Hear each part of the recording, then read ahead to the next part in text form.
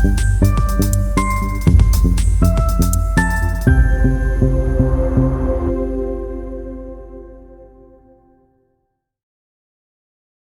Kuala Kumal singkatnya adalah sebuah buku kumpulan cerita yang merupakan pengalaman pribadinya sang penulis, yaitu Raditya Dika. Buku Kuala Kumal ini beliau mengangkat tema patah hati.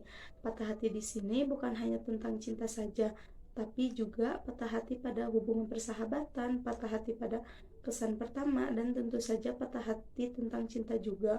Novel ini terdiri dari 12 bab yang dimana setiap babnya tidak ada keterkaitan satu sama lain.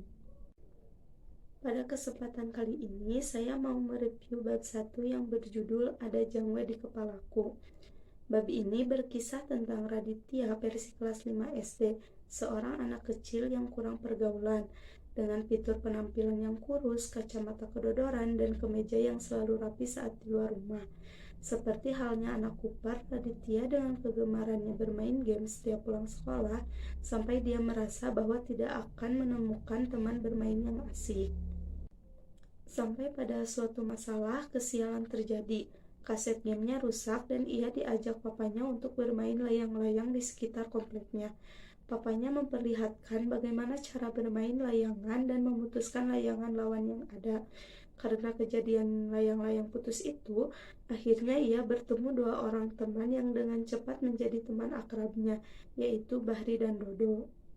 Seiring berjalannya waktu, mereka menjadi sangat dekat dan hampir menghabiskan waktunya untuk bermain setiap hari.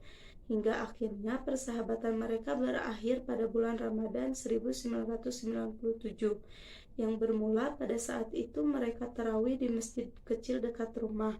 Sepulang tarawih, Bahri dan Dodo mengajaknya ke rumah dan menunjukkan plastik yang berisi petasan jangwe. Mereka menyalakan petasan itu sampai menggila memainkannya. Mereka mulai bandel. Mereka berniatan buruk untuk ngerjain orang-orang yang lewat depan semak-semak tempat mereka bersembunyi. Singkat cerita, mereka setiap pulang tarawih selalu pergi ke kompleks sebelah untuk bermain perang-perangan menggunakan petasan jangwe.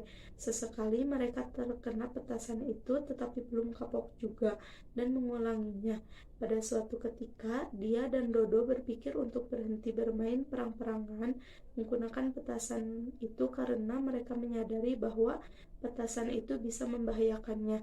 Disinilah persahabatan mereka berakhir, yaitu karena Bahri tidak terima jika Dodo dan Raditya ini berhenti mengikutinya untuk bermain perang-perangan dengan anak kompleks sebelah. Setelah kejadian itu, mereka sudah tidak pernah bertegur sapa lagi sama Bahri. Setiap kali mereka mau negur Bahri, dia akan melengos pergi, seolah mereka tidak pernah saling kenal.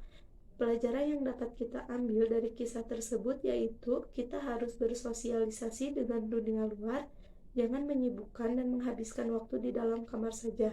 Selain itu, kita juga harus menjadi anak yang nurut kepada orang tua.